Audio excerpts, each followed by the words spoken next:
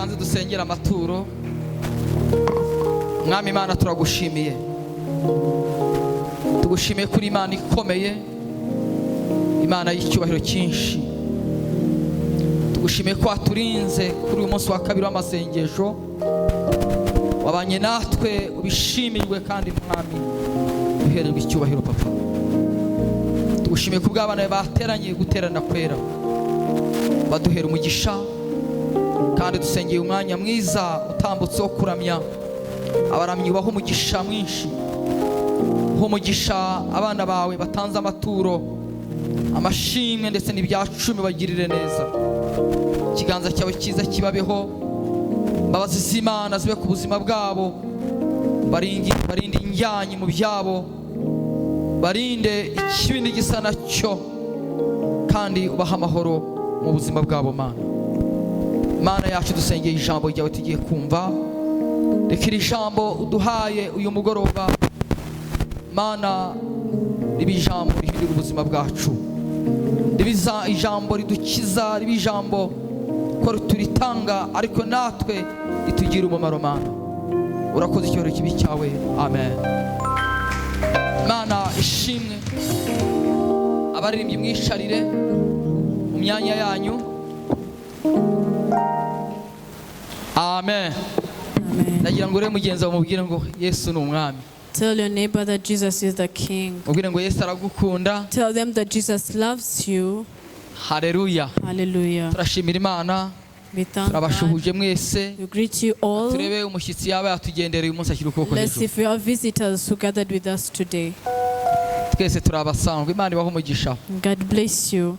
Amen. Amen. Imana ishimwe. Praise Jesus. Turi mu ijambo ry'Imana. We are in God's word. Imana yadushyize ku mutima ku cyumweru. That God gave us on Sunday. Tema ivuga ngo niwe muhanuzi w'ubuzima bwawe. A theme which is you're the own prophet upon your life. Uri umuhanuzi w'ubuzima bwawe. You're the prophet upon your life. Iki cyumweru tugira ngo duhanure ubuzima bwacu. This week we are going to prophesy upon our lives. I want to tell you this great thing. Before people prophesying for you, you're the only prophet upon your life. This is the truth. Because you're the one who can see your destination. A prophet cannot give you a destination. Maybe they can bring you back to the right way. But your destination, it's only you. And where you can see, it is equal to how you are. Did you get that? Where you can vision, it is the same as you. When you see farthest, you'll be the farthest just as you can see. That is why today I brought a word which is you're the only prophet upon your life. Today we shall have a great time of praying. Tell something to the King. And our God is going to listen. That is why we're in prayers. That is why we come to prayers and pray. Because when we pray, God takes on the shadow in our eyes and shows us where we are going or heading to. Let us read the word. Ezekiel 37, verse 7. Amen. Amen. Ezekiel Ezekiel 37, verse 7.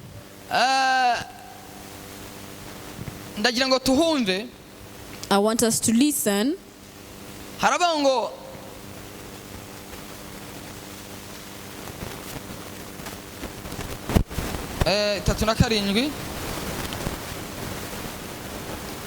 nuko mpanura uko nategetswe, ngihanura habaho guhinda, mbona isi itigita, amagufwa araterana, igufwa risanga irindi ryayo. Amen. So I prophesied as I was commanded, and as I prophesied, there was a noise and suddenly a rattling, and the bones came together, bone to bone. Amen.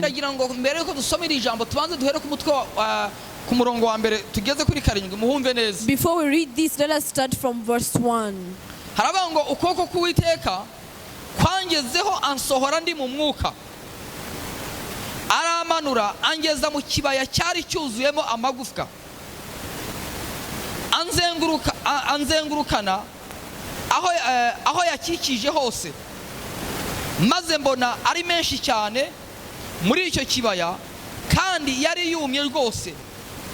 Maze arambaza ati, mwana w'umuntu, mbese aya magufwa yabasha gusubira kubaho? Ndamusubiza nti, mwami w'Iteka ni wowe ubizi. Arongera arambwira ati, hanurira aya magufwa maze uyabwire uti, yemwe mwa magufwa yumye mwe, nimwumve ijambo ry'Uwiteka. Uko ni ku mwami Uwiteka abwira amagufwa yumye ngo, dore ngiye kubashyiraho umwuka ngo mubeho, ngiye kubateraho imitsi, mbatwikirize inyama kandi mbatwikirize uruhu, mbashyiremo umwuka mubone kubaho, mumenye yuko ndi Uwiteka. 7 nuko mpanura uko nategetswe, ngihanura habaho guhinda mbona isi itigita, amagufwa araterana, igufwa risanga irindi ryayo. Amen. Amen. Nakira ijambo ry'Imana. Receive the word of God. Ngira ijambo ngira ngo tuganire muri uyu mugoroba. This is the word that I want us to converse in this evening. Iri jambo riraremereye. It is long. Iri jambo, this word, yabwirwaga abanyayisiraheli. It was told to the Israelites mu gihe cyabo, in their own time. Ariko icyo nkundira ijambo, but something that I like about this word, uyu munsi Imana ishimye ko turibwira mwebwe. Today God wants us to tell it to you. Kubera ijambo ry'Imana ntirisaza. Because God's word is never old. Ijambo ry'Imana rihora rishyashya. God's word is always new. Kandi ijambo ry'Imana ntabwo rimanukira ubusa. And God's word does not come down for nothing. Iri jambo rero rirakubwira nanjye rirambwira. This word tells you as well as me. Abanyayisiraheli, when the Israelites, bari mu bunyage, they were in the captive. Igihe bari mu bunyage, when they were taken as captives, bagiye mu bunyage, they were in such slavery. Ariko bagiye mu bunyage bari barabonye Imana ikora. But they went yet they have seen God working before. Barabonye Imana ikora ibitangaza. They had seen God perform miracles. Barabonye Imana ibatunga. They had seen God leaving them, helping them live. They had seen God protect them from greatest arms. Bajya mu bunyage, they went in captivity to Babylon. These people, when they went to that nation, they met a troubled life. They met with worse life that was bitter for them. Life where they could not respect and be obedient to their own God. When in that nation, when a person is a captive, I want to tell you, a refugee and a captive are two different things. A refugee has all the rights to be a refugee. But a captive is beyond or is after the refugee, worse than a refugee. You understand that he has no value to whatever place they might be. They don't even have a law to support them. But there are laws that support refugees. But a captive, there's no law that supports them. It's like a slave. The person is burdened. The person is tired and troubled. The person is great. They are burdened inside their heart. Apart from the one who has God. In that life, the years they spent in such captivity, they had no hope of returning back home. They had prophesied, but they waited and it took long, so they had no hope. Even today, There's some people who fall or slide because of the promises. You fall and slide because of the promise. You say it has been long when God spoke and is not fulfilling. And some stray from that. They find their own ways. They say that God who spoke this and this, why isn't he fulfilling so? But I want to tell you, God is not a person, so he could lie. Whatever he said, he fulfills. He's a God who is able. He's a God who is mightier. And when the hand of the Lord comes, God is not going to heal you because of a lot of people around. When God wants to do something, for us, we don't give him away. Rather, when he speaks, everything has ears to listen. That is the problem that we have. We haven't known the wideness or the length of God. And he's mighty powerful. This tribe, they were in captivity. There was no more hope. When God told Ezekiel, it is that he could no longer see these people as his own. When a person becomes a bone, when you compare a person to a bone, simply they are farther from God. God no longer counts them as his own. They are far from God. They are far from the promises. That is why when someone strayed from God's grace, they are separated with God's kingdom. Hallelujah. Hallelujah. They have separated themselves with God's kingdom. That's why they say whoever strays from the promises without a reason, that is going to be put to shame. The one who strays from promises without a reason. Sometimes God is never afraid of our emotions. Something that scares, I'm going to tell it to you. It is for you to stand firmly in his word. For you to stand firmly in his principles. For you to be obedient to him. When you love him with your whole heart and wisdom. That is what shakes his throne. God comes and serve and work. God told Ezekiel, he brought him down, brought him to the valley of tribe war. It showed him the place and said, have you seen such bones of the house of Israel? Think of God showing him to his people, but compares them to the bones. It means people are no longer in God's grace. There is no more hope that God can solve. But because it's a God who speaks, God who loves the Israelites, God who loves us, He's full of mercy. He brought back the heart. He used the servant of God who was Ezekiel. He said, son of man. Why did he say son of man? Let me tell you, church, a man changes. A man with no God's spirit, do not make them a friend. Such person are evil. He who does not have God within them, a short time they can betray you. A short while they can kill you. A person who lacks God, they're compared with the bones. They're compared with the bones. I'm not lying, this is the truth. Hallelujah. Hallelujah. God saw that. After showing that to Ezekiel, he said, could you prophesy for such bones so they can live again? Think of that. Think of one bone the other side and the other on the other side. What does that show? It wanted to say, it meant that if people were brethren, they no longer meet or have a a common understanding because of the bad seasons they were into. A wife and a husband, they could no longer come to one thing.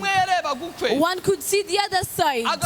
They could do their own things. A child would not come together with their parents.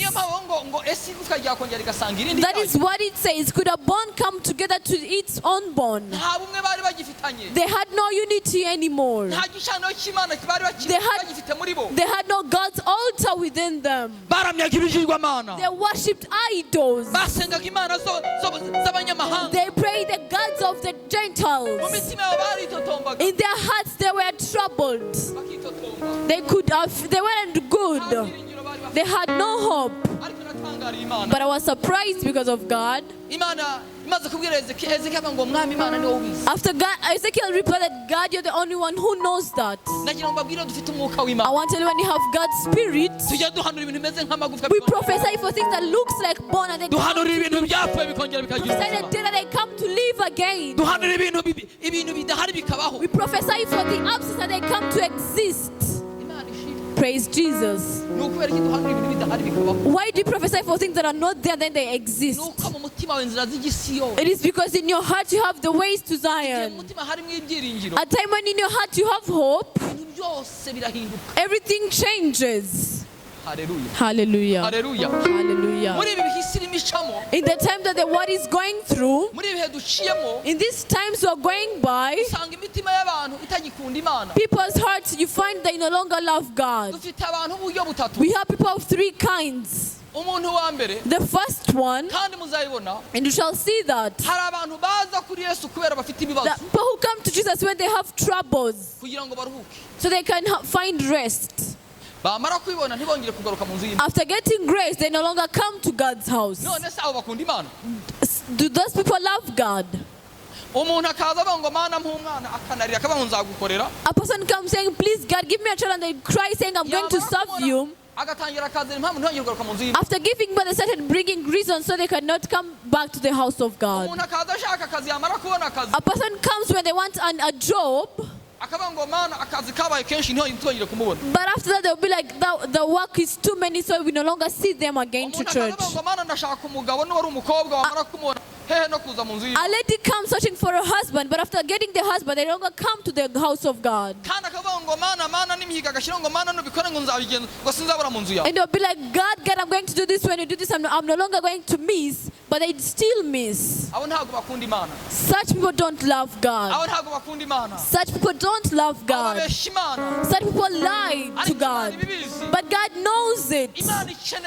God wants a person in his heart who says, however much, if I'm not employed, but based on God's love, I'm not going to let my God know. Even though I'm not going to get a child, I'm going to serve my God. Even though I don't get a home, I'm not going to go away from my God. There's nothing that is going to make you despise your God. This is the real truth. It is the truth. Praise Jesus. Hallelujah. But one passcode, God is a parent. He's a parent. He's a parent. He's a parent. That is why I love him. He never gets awkward. Jesus always raises hands. See the human being's weaknesses. That it is why God told Ezekiel, the Son of Man, it is why he knows man. God knows you. God knows you. God knows us. He knows our needs. He knows if we love him. He knows if we search him with our own wisdom. Others come because the demons have defeated them and they say, if you heal me, I'm going to serve you. When they get well, they forget they're going to meet the demons even after that. This God, he's scary. Do you know some God notes? Even when you're sitting having a dialogue, God notes. God told Ezekiel this word. And look also to the Israelites. They had seen miracles from Pharaoh. They had seen miracles from Pharaoh. They've seen how the Red Sea separates. They have seen how God gave them manna when they were in the desert. They even seen miracles when crossing the Jordan. How he also separated. They have seen how Jericho fell. They have seen how God gave them Canaan. They have seen the fruits. But after getting satisfied, they forgot. When God answers your prayers, do not forget Him. I plead you, church, just struggle to be in the house of the Lord. Because being in the house of God, God told it to Moses. He said, when you get a promised land, let this be a commandment. Have a holy gathering so you can remember me. This is the holy gathering. It is coming to the house of the Lord together. As all we come with one heart, we come and remember and be thankful. That is what they call a holy gathering. A holy gathering is different from praying. Here we came for both holy gathering and prayers. It's double. But praying, you can pray from your home. But holy gathering is powerful. Holy gathering is a principle. It is a commandment from God. That is why when we do that, God stands on that and notes in His book and said, my children so and so have gathered. God takes it in His book of works. Praise Jesus. God notes all that. Praise God. Then such tribe, when Ezekiel looked at them, his people, he said, oh Lord, you're the one who knows. I can do nothing. I want to tell you, truly, God is the only one who can change. There is no man who can change a human being. There is no man who can change a human being. Let me tell, like ladies or young men who have not yet married, sometimes you have a man and you love them when they're in a bar, and you be like, he has a good outfit, I'm going to pray for them to change. You cannot change a human being. It is impossible for you to change a person. It is impossible. A person is too big. A person is wide. Unless you are praying and God tells you that God is going to do so. There is a lady whom we prayed together in ancient times. Listen to what she did. People know how to anoint.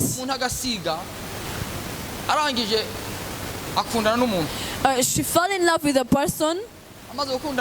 After falling in love, and that's you guys in love and he's not a believer. I was like, no, servant of God. God told me that I'm going to change him. They're going to change him.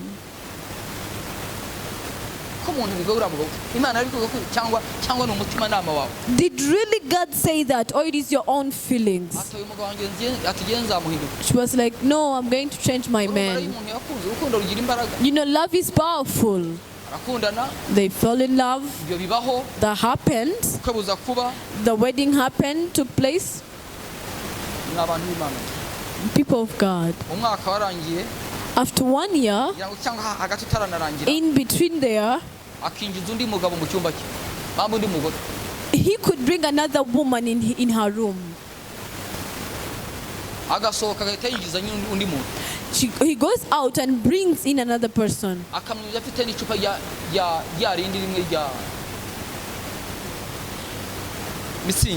Brings him with a bottle of beer. Do you listen to that?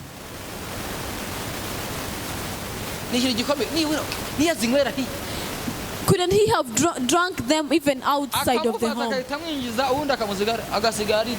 Brings another woman in the room, and then the one stays weeping there. Instead of having such mountain, yet I waited. Then I have another mountain of changing such bonds. I could kneel until the right answer comes. If it's a lady, she comes when she's fine. And if it's a man, he comes when he's okay. More than fighting with the dry bones. It is hard to change bonds that you live with. You cry and cry. You spend sleepless nights. You say, had I known. God keeps quiet. And if you're a spiritual person, you be angry to God. You say, I'm going to live and stay away from this. But when you see, it comes even when he slaps you.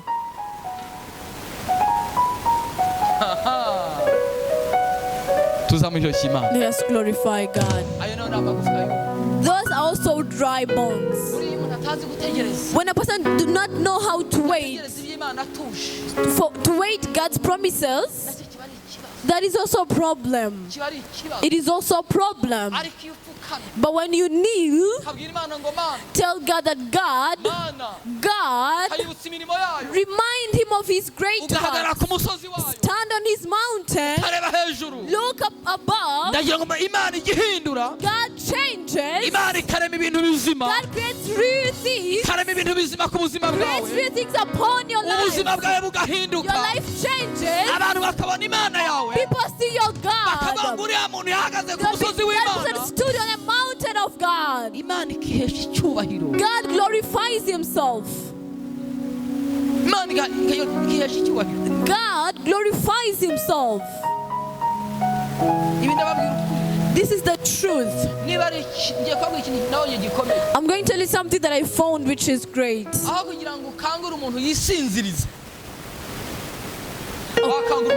Instead of waking a person who is not asleep yet, you can wake a person who has slept. A person who is pretending that they are asleep, and the one who is totally asleep, you could wake the one who is totally asleep. More than waking up the one who is pretending. Do you know why? A Christian who is not true Christian, who is a partial Christian, the one who got familiar with God, the one who fornicates and comes to the pulpit and they say hallelujah, hallelujah. That one is like the one who pretends to be asleep. But a Christian or a pagan who does not know God, the one who does sins when they come, when they enter, he's more than the one who does sin when they are serving God, pretending to serve God. Such person, even the heaven hates them that much.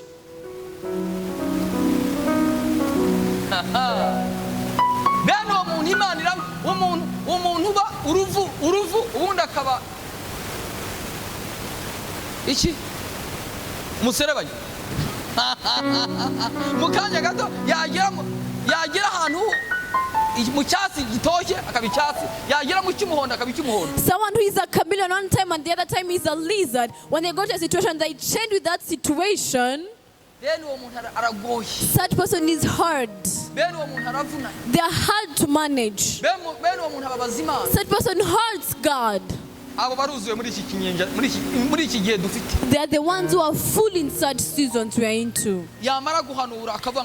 After prophesying, they say, but We have them in the outside world. The God spoke, but when you see the fruits, it's totally different from what they've been speaking. That is also dry bones. And such bones come to the church. And such bones we live with them. But this is time for us to prophesy for such bones. We prophesy for such people. God still has power to change. He has power to heal. When they do such things, our God is has power to transform. He has power to heal. Christian, let me tell you the truth.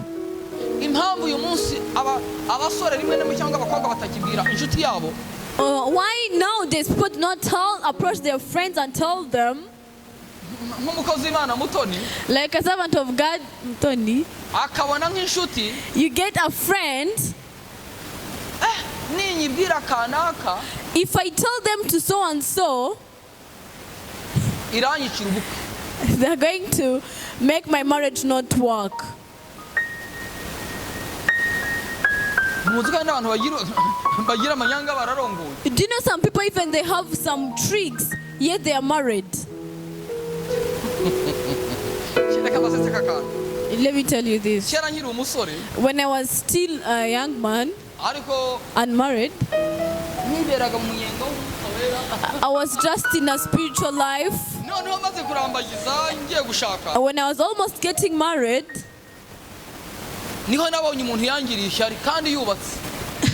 that is when I saw someone jealous of me, yet he's married. He hated me. And I was like, if you're married, I'm not going to come to your home. I'm going to my own house. But he could bring something to destroy you so you cannot build your own home. And they go before God. They weep that God bless me. Because if you're not glad with your brethren's achievements, if you destroy your brother's achievements, you just say rumors about them. Say rumors about them. What is the pathway of the promises? What is the pathway of the promises? Is there a difference between you and a sorcerer? Sorcerer or witches, it is not these things they take. If I go and speak rumors to Papa Kate, that is witching or sorcerer too. And poison in the heart, it is the greatest thing.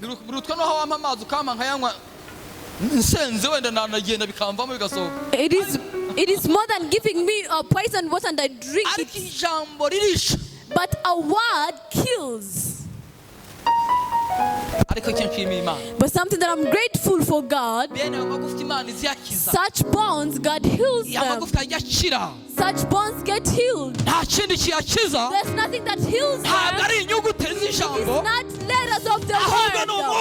It is the God's Holy Spirit. When you sit in your heart and say, I did this and this, when God's word come upon you, it heals a person that they get totally healed. A person gets totally healed. You get healed. Praise Jesus. Praise Jesus. This evening, I want us to prophesy upon our lives.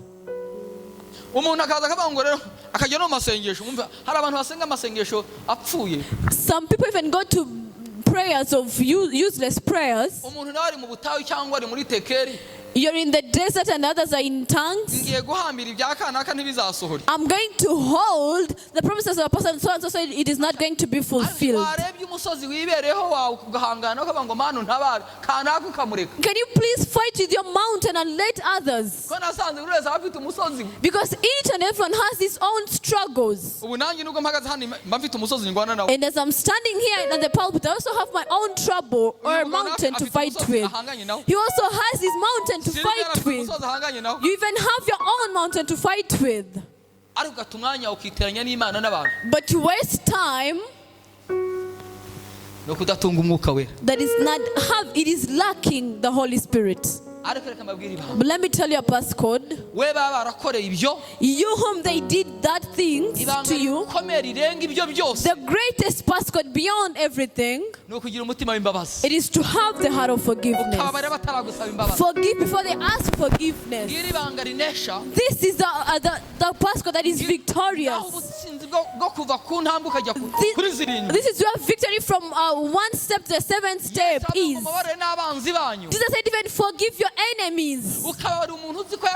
You forgive a person you know they spoke about you. You forgive a person you know who betrayed you. That is why put not move the next level. Instead of going further, I'll be like, a person so and so spoke about me, I stick on them.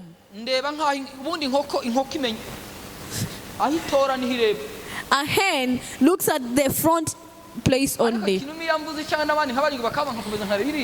when a person speaks about me and I keep looking in before far, that is the victorious. That is where power is. And let me tell you the secret. A powerful person forgives, but a weak person never forgives. A strong person forgives. A powerful person, a strong person forgives, but a weak person never forgives. I swear to you. Just be in a life of wounds, in a life which is low. But a strong, powerful person, they be like Joseph. They say, it wasn't you. God wanted to take me to another level. You have nothing that you should struggle or have a conflict with your neighbor. Every time a promise goes through hard pathways, and everything that is in a plan of God, the demons can go by your own mother, so God can manifest that He's on your side, or He's going to pass through your aunt, or pass through your little sister, but as a powerful person, your eyes cannot look at that. You shall say, I'm a victorious, I'm a victorious, I'm powerful. There's a place I can't see, there's a place I want to go to. And be like Joseph was, it wasn't you. It is God who accepted that. Praise Jesus. Hallelujah. Hallelujah. This servant of God called Ezekiel 7, verse 7. He prophesied as commanded, and a bond came to each other. A bond came to one, found its own. Let me tell you, church,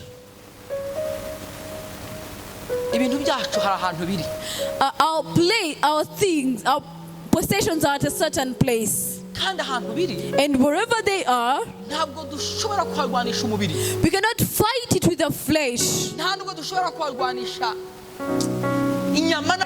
And we can't fight it with the blood and flesh. But for us to bring them to us, we should be in another atmosphere. And such atmosphere is the spiritual one. That spiritual atmosphere, we open it by God's grace. When we stand in such atmosphere, such area, you call where your own car is. And your car is, for sure. The house is. Simply, you have seen beyond certain things. But But today when we say none at home had a bicycle, none owned or built such a house or home, you're still in your family car stays. And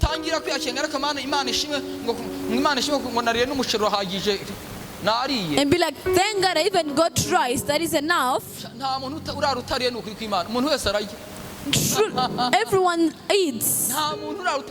None could spend a night without eating. Maybe you can eat once a day and another one eats 3 times a day, but you all ate. Listen to the miracle that happens. Even rich people eat once a day so they cannot be fat. Let me eat once a day. Even the doctors told me this and this, and yet the stock is full. But you eat once.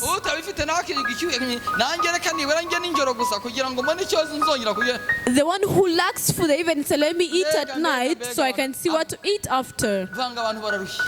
People are tired. People are restless. Those who have money are restless. The one who don't have money are restless. People are tired. People are truly restless. And if it is that, then what should we do? We should have the Holy Spirit. Because when you have the Holy Spirit, hallelujah, you stand in our scripture, it is whatever thing we shall eat shall not harm us. Hallelujah. Hallelujah. It is not going to harm you.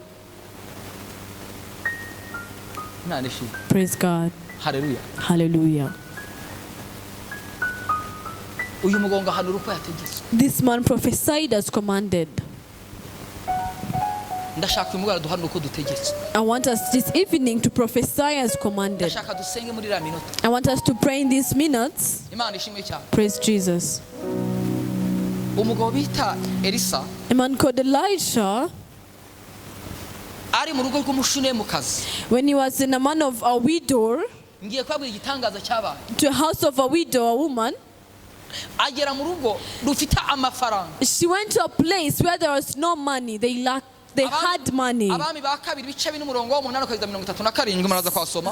Kings 8 verse 37. This man called Elisha, when he went to this home of the woman, the word said they had looked at him and they found him special. They found him having God within him. He had God's fruits within him. The woman, he could pass by the gate and said, could you please allow us to come to our home and we welcome you. He came to the living room. He gave him food. They drank. They ate. He could come daily. Then the woman said, I did not welcome or receive this person as it should be. So it is worthy for me to give him the upper room. She put in the altar of lamps, put in a bed, so the man of God can have rest in that room. And his servant Gehazi was even there serving him. Time came. Elisha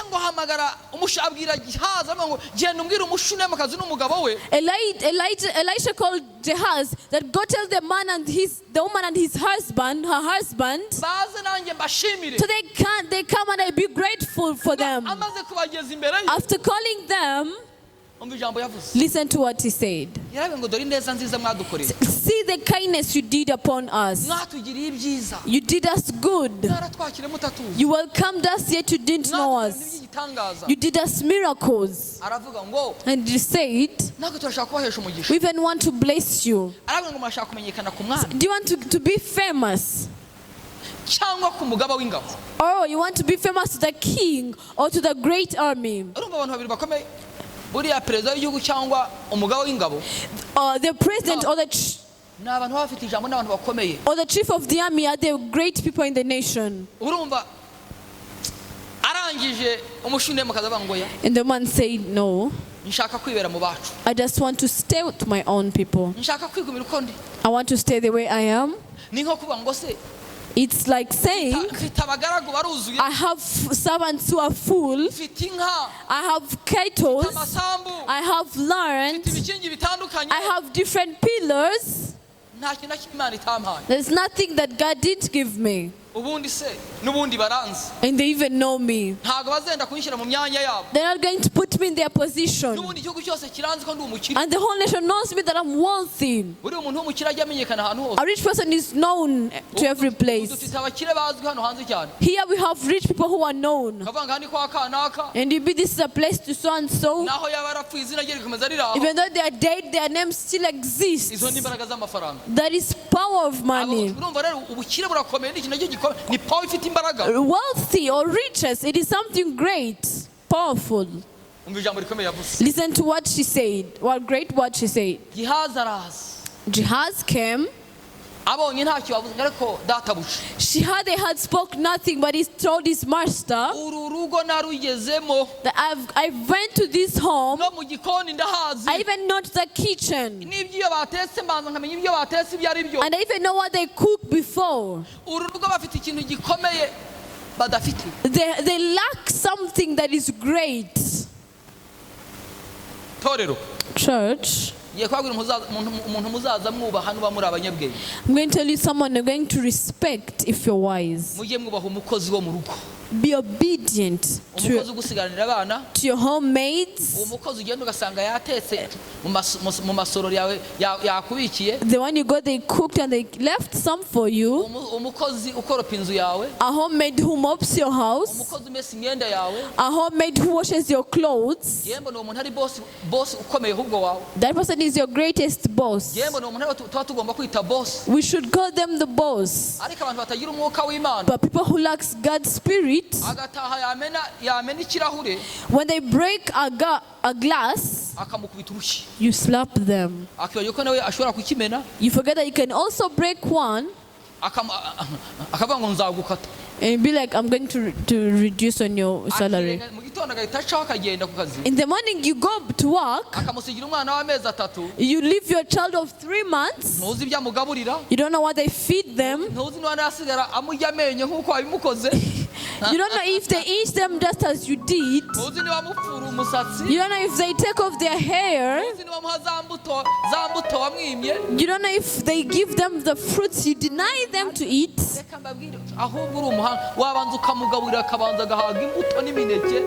If you're wise, you could give them fruits. Let them be satisfied of milk, be satisfied of meat, and be like, eat and be satisfied. And then leave your child to them.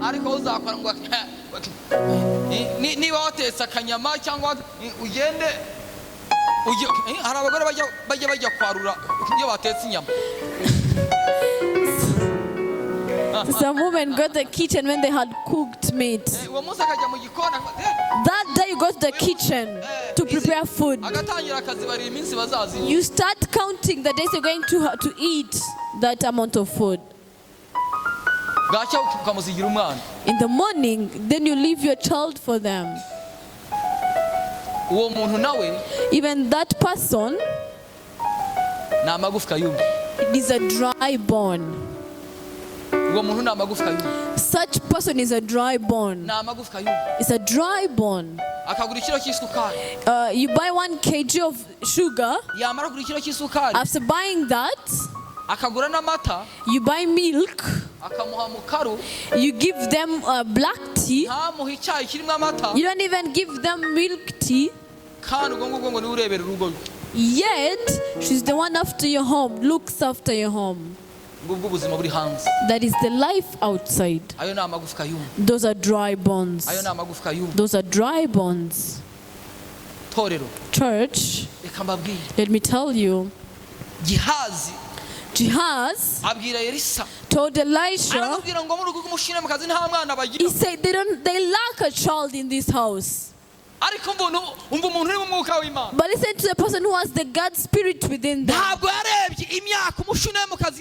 He didn't see how long it was when they are barren.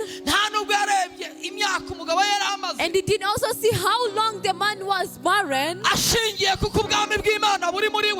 on the God's kingdom within him, he prophesied as commanded. Told the woman, say next year, just like this time, you shall be having a child. Stood in that word, prophesied. I want to tell you, when God's spirit is upon you, create things that don't exist, they exist.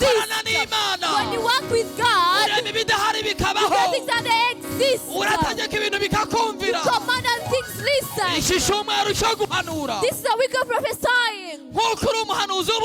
Since you're the prophet of your life, I want you to prophesy for everything that is before you. Regardless of the situation you're into.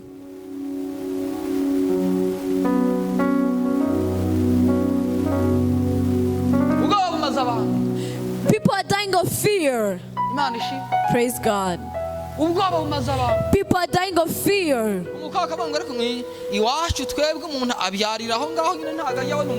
A lady be like, at home we just get child, we don't get married, we give birth. But you who came to God's kingdom, you shall get married. That is the truth. God. God takes away all the devils and the evil spirits. We're going to stand and pray. Let me tell you people who created. Abraham created his destination. He created to Isaac on the way. Isaac was like, this is the knife and the fire and the firewood. And who is the lamb they're going to give out as an offering? And God had told Abraham that Isaac is the sacrifice.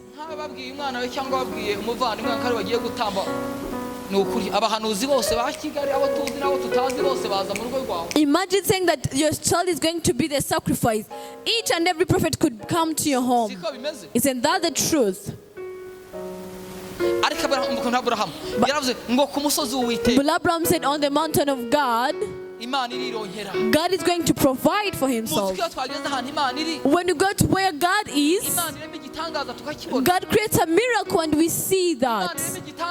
God creates a miracle and we see a miracle by our own sight. Do you believe? Do you believe?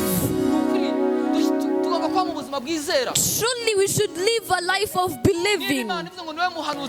If God says you're the prophet of your life, it is because there's something He wants to do upon your life. Let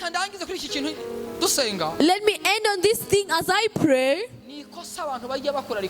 It is a mistake that people do which is great. I tell this to young ladies and men who are not yet married. And then a young lady, you have a person you love. You love them till you have no wisdom.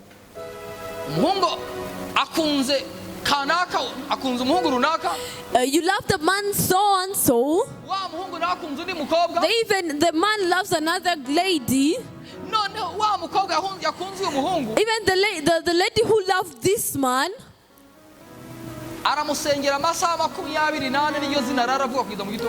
pray for them 24 hours. It is the only name they pronounce till morning. Even the man who loved the another lady, they go to the desert praying for them 24 hours, saying the same name. Where are these people going to meet? Where are they going to meet?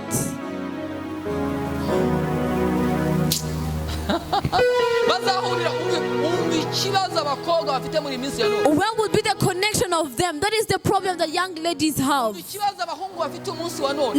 the problem that young men have currently. Why they don't get married. You delay in a year of straying, running and praying after person. Sometimes you give out your money. You give it to them and they also take it to the third party. You give them and saying, babe, I love you. Then they take it the person they also love.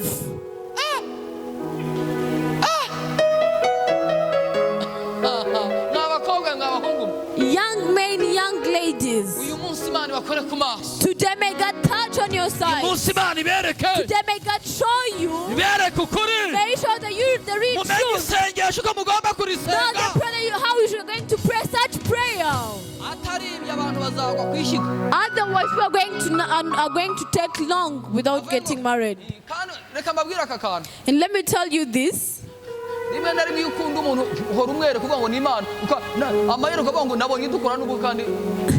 Sometimes when you love a person, you keep dreaming about them and you say it is a revelation from God. You spend the days in that. But something great. Sometimes you say God has told you. And the other one say that God told me that one. But when we pray and stand firmly to the mountain, listen to the passcode that is great. And if you have a fiancé, that is good and you came to agreement. But if you don't and you're still desiring one, go to prayers. Create a person and say, I need a man who is like this. But don't mention the name, just create the one you want. If it's a black man,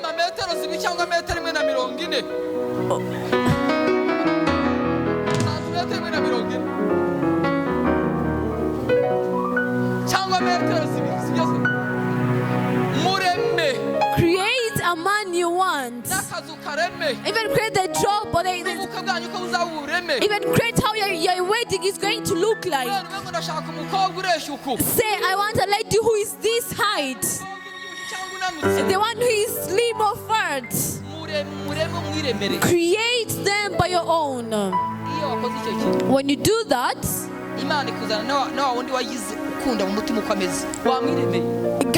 God brings the one who even has a heart that you desire because you had created them. You have created them in the body and the flesh. The flesh and the spirit.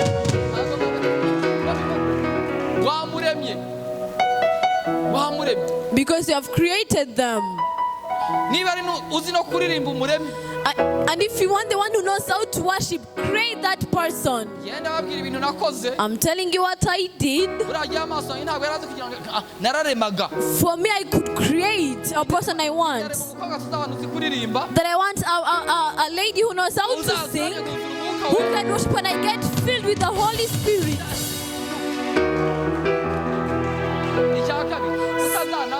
Second, it's not going to make it hard for me to manage.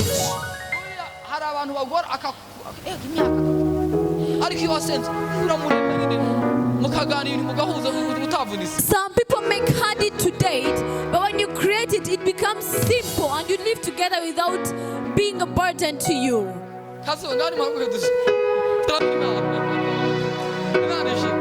Hallelujah. Hallelujah. We are going to pray. This time we are going to pray. I please you, brethren, prophesy your destination. Prophesy where you want to stand. And truly this one that God gave me as I came in.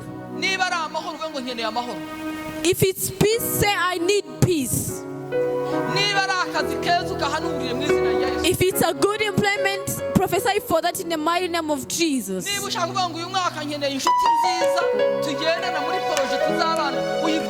If you want good friends to go with you out there in your projects, create them. Sometimes you ask a person, do you have a fiancé? And they'll be like, it's been a year without no one calling me. It hurts. But you know, being a lady or a young man and you miss a call. Others start going to the witches and say like they had bind me. Let us pray. Mighty God, precious God, honorable God, I want you to prophesy for some things upon your life. If it's a good plan, prophesy for that. If it's a good employment, prophesy for that. If it's long living, prophesy for that. If it's healing, prophesy for that. I want you to prophesy. However much it is like dry bones, oh God can transform.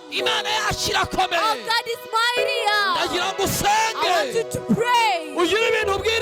Tell some things to God. Oh God, listen. The fruit of your life. Let us pray. Lord Jesus, mighty God, everlasting God, I pray for your people this evening. I prophesy for the mothers. Prophesy for the good homes. Homes of salvation. Homes that are peace. Homes of hope. The mighty name of Jesus. The mighty name of Jesus. I prophesy for their lives. Prophesy peace. Prophesy development and growth. The mighty name of Jesus. We command. In the mighty name of Jesus. I pray for the people who are sick. Different diseases. That they're like dry bones. We send your word. So they can be commanded. Listen to the word. The word of the word. The word of the King of Kings. The word of the reconciliation. The God of people. I command. I command. The mighty name of Jesus. I call upon healing. Call upon healing. This I command you. Go away from the bodies of sons of man. I prophesy for their life. That their lives be alive again. In the mighty name of Jesus. In the mighty name of Jesus. Lord, I prophesy for the mothers. So they can have children. I prophesy pregnancy. Prophesy pregnancy. Prophesy ladies and young men. I command in the mighty name of Jesus. Prophesy as I command them. The mothers of these children. I command as a prophet. In the mighty name of Jesus. This is the real time for us to hear the word. You mountains, listen to the word. Listen to this word. In the mighty name of Jesus, I command in the name of Jesus. Young ladies who want marriage, I prophesy for good home. Prophesy for refiancing. Filled of the Holy Spirit. Filled of the power. The precious name of Jesus. I command. Say, Lord, your power come to them. The power of the Holy Spirit come upon their lives. I command. I command kugira ngo buri wese for each and everyone. amenye urubavu yavuyemo I know the one the lifted came from. izina rya The Yesu precious name of Jesus. izina rya The Yesu name of Jesus. izina rya The Yesu name of Jesus. Mana yacu Lord, oh King. ndasengera imiryango I pray for the family imiryango itumvikana that are not kugira together. ngo ihe So you kumvikana can give it agreement. izina rya In the Yesu name of Jesus. ndategetse I command. kugira ngo aya magufwa So these bonds adahuza that are not together ahure can come izina together. rya In the name Yesu of Jesus. Uwiteka Lord, Imana ikomeye mighty God, uyu mugoroba this evening ndasenze I pray. ndasaba mwuka wera I declare for the Holy mwuka wera Spirit. amanuke Holy Spirit to come amanukira down, ubuzima bwacu to come upon our lives, amanukira ubuzima bwacu come upon our lives. izina rya Yesu In the name of Jesus, irukana inzozi mbi I send our nightmares, umwuka w'inzozi mbi the spirit of inzozi nightmares, z'impfu bears of death, abadayimoni b'impfu demons of uyu munsi death. ndabavuma Today curse uyu munsi them. ndabavuma Today curse them. abarotaga inzozi mbi Those who had nightmares. abarotaga inzozi mbi Those who had nightmares. nazivuma I curse them. nazivuma I curse them. nazivuma I curse them. ndahanurira inzozi nzima Like good dreams. amayerekwa mazima Revelation. izina rya In the Yesu name of Jesus. uwiteka Lord, ndasaba umwuka wera I pray for the Holy kugira ngo Spirit umanuke ku buzima bwacu that can come upon our Mana lives. y'amahoro King, Lord of iki peace. cyumweru This week, ntabwo nshidikanya I don't doubt. ni icyumweru uzakora It's like they're going to do kandi ukabana miracles. natwe And you shall be with kuko us. ntabwo ujya umanura ijambo ryawe Because you don't bring your ijambo word ryawe rimanurira ubusa for nothing. niyo mpamvu aka kanya That is why this time nesheje umugisha I place itorero ryawe your church, urigirire neza do them good. uwiteka Lord, abatababariraga those who could not forgive inshuti zabo their friends, bakababika mu mitima right in the hearts, bakabanga then hate them, bakabareba nabi to them, look them harshly. ndavuma umwuka w'ishyari I cast the spirit of jealousy. umwuka The w'ishyari spirit of jealousy. umwuka wa It satani is the devil's spirit. n'uwugira n'uwa It satani is the devil's spirit. n'uwutunga muri we The one who has it, n'uwa it satani is for the devil. umwuka ndawuvumye I curse it. ukuye muri uwo muntu I take it away from these uwugira mu people. mutima Their hearts, ndawuvumye I curse it.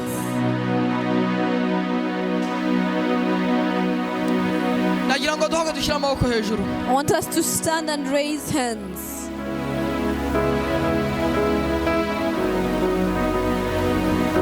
uvuge ngo aya magambo ngo mwami Yesu Repeat this, Lord Jesus. ndagushimiye I thank you ko ijambo ryawe ari ubuzima that your word is life. ijambo ryawe ryinjire muri jye Let your word come within me. rirwanya imbaraga zose zandwanyaga Fight each and every power that was against me. nkeneye kugera mu masezerano I need to go to the promises. kuko uri imana ishyigikira ijambo Because you're the God who supports the word. reka ibyo wansezeranyije Let all your promises like reka to me, ubimpagarikemo let them be fulfilled. nizeye ijambo ryawe I believe your word kandi ndakwiringiye and I have hope in you. kuri imana ishoboye Because you're the mighty God who is Urakoze, able. Yesu. Thank you, Jesus. umpa amahoro Give me peace mu mutima wanjye in my heart, mu buzima bwanjye my life. umubiri wanjye wuzura amahoro Let my body be filled with umpe peace. ibitotsi Give me sleep Inzozi at night. nzima. Give me good dreams. umpe kurota neza Give me good dreams. umpe kumva ijwi ryawe Give me to listen to your umpe kugirana voice. ubusabane nawe Let me have a connection, a relationship with iki you. cyumweru This week, ndakikweretse I show it to you kugira ngo unjye imbere so you can go before me. kugira ngo ikiganza cyawe So your good hand nshinge imbere n'inyuma can go before and after mu me. izina rya In Yesu the mighty name of Jesus. I ndagushimiye thank you, Lord, kuko uri mu ruhande rwanjye because by my urakoze kuko side. ubikoze Thank you for doing iki so. cyumweru This week, ndagushimiye kubw'uyu munsi wa kabiri I thank you for the second day kuko wanshoboje that you enabled me nkaterana guterana kwera to have a holy gathering. nkeneye umugisha I need a blessing. ukeneyeho umugisha I need a blessing umpe from you. umugisha Bless umpe me. umugisha Bless me. urakoze Yesu Thank you, Jesus. kuko umpaye umugisha They're going to bless mu me. izina rya Yesu In the mighty name of Jesus. amen Amen.